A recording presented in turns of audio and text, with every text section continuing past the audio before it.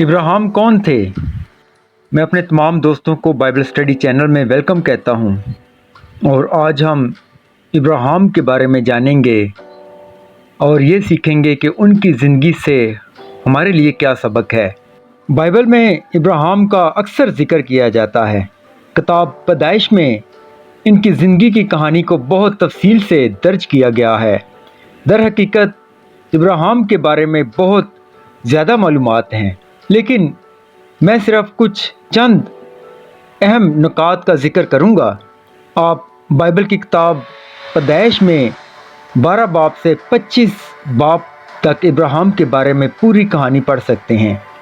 इब्राहिम को अक्सर इसराइल के आबाओ अजदाद में से एक कहा जाता है, यहाँ तक कि इब्राहिम जो हम सब का बाप है कहा जाता है। रोमियो 4 बाब 16 आयत में आप देख सकते हैं। तारीख़ी पस मंज़र, इब्राहिम 1800 कबल मसीह के आसपास रहते थे। वो शहर बाबल के जनूब में वाक़या शहर में पैदा हुए, लेकिन अपनी ज़िंदगी के बेशतर अरसे तक उन्होंने मौजूदा इसराइल के इलाका में खानाबदोशी की हैसियत से सफ़र किया। अपने आबाई मुल्क को छोड़ना इब्राहिम के लिए खुदा का वाज़ेह हुक्म था। खुदा ने इब्राहिम से कहा, आए एक बाइबल मुकद्दस में से हवाला देखते हैं। पैदाइश 12 बाब 1 से 3 आयत। और खुदा ने इब्राहिम से कहा कि तू अपने वतन और अपने नातेदारों के बीच से और अपने बाप के घर से निकलकर उस मुल्क में जा जो मैं तुझे दिखाऊंगा, और मैं तुझे एक बड़ी कौम बनाऊंगा और बरकत दूंगा और तेरा नाम सरफराज करूंगा। सो तू बाइस बरकत हुआ। जो तुझे मुबारक कहें उनको मैं बरकत दूंगा, और जो तुझ पर लानत करे उस पर मैं लानत करूंगा, और ज़मीन के सब कबीले तेरे वसीला से बरकत पाएंगे। ये वादा इब्राहिम की औलाद यानी बनी इसराइल के साथ खुदा के खसूसी तल्लुकात का आगाज़ था। उसने यीशु मसीह में अपनी हतमी तकमील पाई है, जो इब्राहिम की नस्ल है और ज़मीन की तमाम कौमों के लिए आखिरी नेमत है।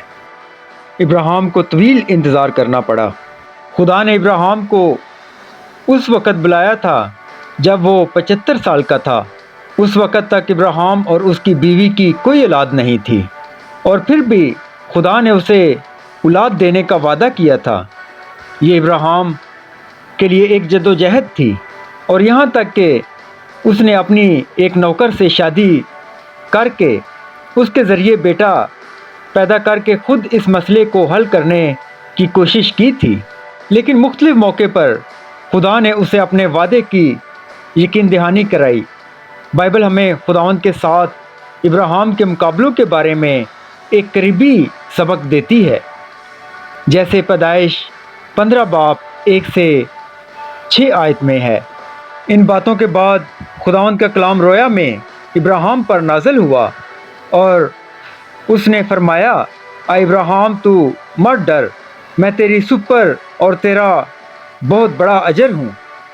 इब्राहिम ने कहा, आए खुदावंद खुदा, तू मुझे क्या देगा, क्योंकि मैं तो बे औलाद जाता हूँ और मेरे घर का मुख्तार दमिश्की अलाज़र है। फिर इब्राहिम ने कहा, देख तूने मुझे कोई औलाद नहीं दी, और देख मेरा खाना ज़ाद मेरा वारिस होगा।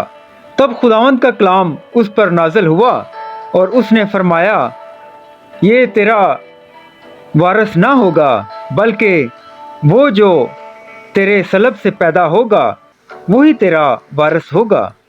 और वो उसको बाहर ले गया और कहा कि अब आसमान की तरफ निगाह कर, और अगर तू सितारों को गिन सकता है तो गिन, और उससे कहा कि तेरी औलाद ऐसी ही होगी।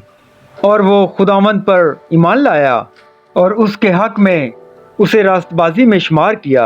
आखिरकार जब इब्राहिम 100 साल का था तो उसकी बीवी हामला हुई और उससे बेटा पैदा हुआ। अबरानी किताब का खुलासा ये है। आए अबरानियों 15 बाब 6 आयत में देखते हैं। और इस तरह सब्र करके उसने वादा की हुई चीज़ को हासिल किया। इब्राहिम ईमान की मिसाल के तौर पर नए अहदनामा में इब्राहिम का जिक्र ईमान की मिसाल के तौर पर किया गया है। आइए एक हवाला देखते हैं, अब्रानियों 11 बाब 8 से 10 आयत। ईमान ही के सबब से इब्राहिम जब बुलाया गया तो हुक्म मानकर उस जगह चला गया जिसे मैं रास में लेने वाला था, और अगरचे जानता ना था कि मैं कहाँ जाता हूँ, तो भी रवाना हो गया। ईमान ही से उसने मुल्क मुवाद में इस तरह मुसाफराना तौर पर बोद व बाश की के गोया गैर मुल्क है, और इसहाक और यकूब समेत जो उसके साथ उसी वादा के वारिस थे खैमों में सुकूनत की, क्योंकि उस पायदार शहर का उम्मीदवार था जिसका मुमार और बनाने वाला खुदा है।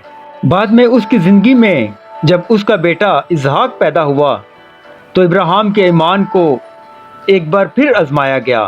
खुदा ने उससे कहा, क्या कहा? आए एक हवाले में देखते हैं, पैदाइश 22 बाब 2 आयत में। तब उसने कहा कि तू अपने बेटे इसहाक को, जो तेरा इकलौता है और जिसे तू प्यार करता है, साथ लेकर मोरिया के मुल्क में जा और वहाँ उसे पहाड़ों में से एक पहाड़ पर जो मैं तुझे बताऊंगा सोख्ती कुर्बानी के तौर पर चढ़ा।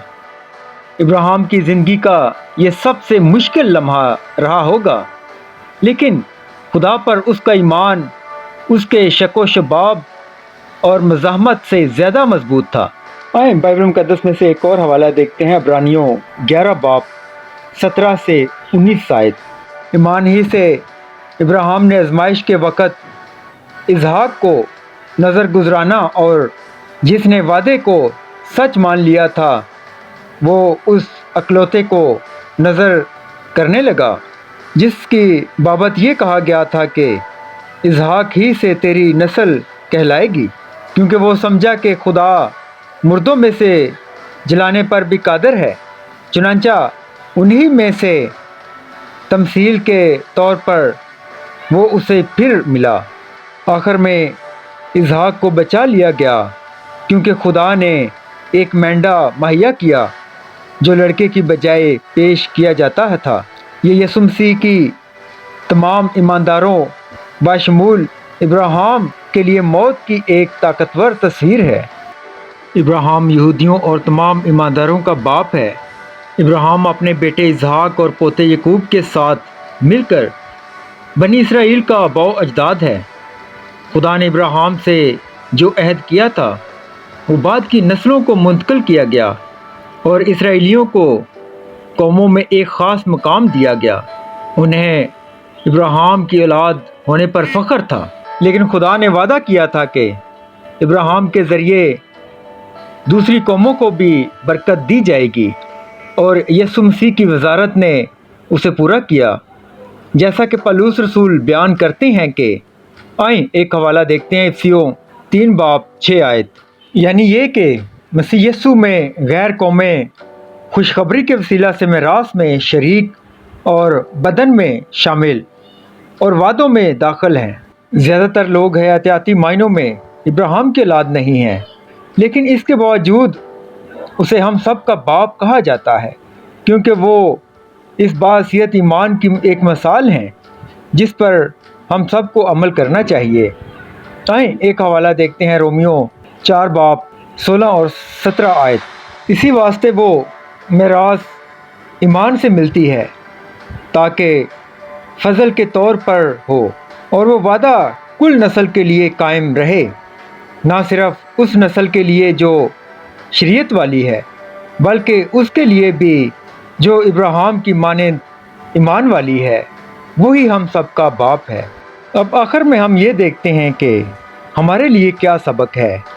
इब्राहिम को आखिरकार बेटा होने से पहले बहुत तवील इंतज़ार करना पड़ा।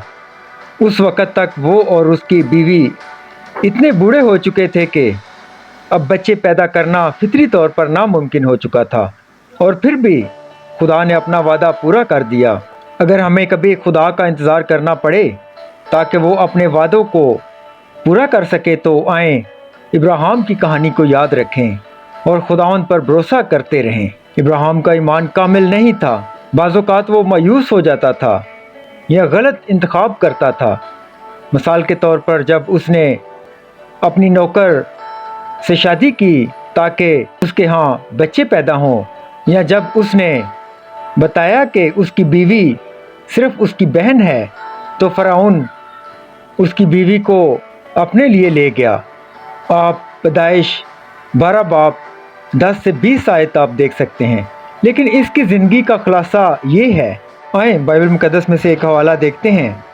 रोमियो 4 बाब 3 आयत में यूँ लिखा है कि इब्राहिम खुदा पर ईमान लाया और उसे रास्तबाजी में शामिल किया गया। इब्राहिम की ज़िंदगी की कहानी खुदा की वफ़ादारी को ज़ाहिर करती है। यहाँ तक कि जब इब्राहिम मशकूक या गुनहगार था, तो खुदा अपने वादों पर कायम रहा।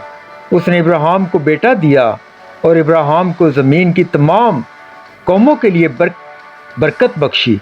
यकीनन इब्राहिम की ज़िंदगी हमारे लिए ईमान और खुदा पर भरोसा करना सिखाती है। Thank you.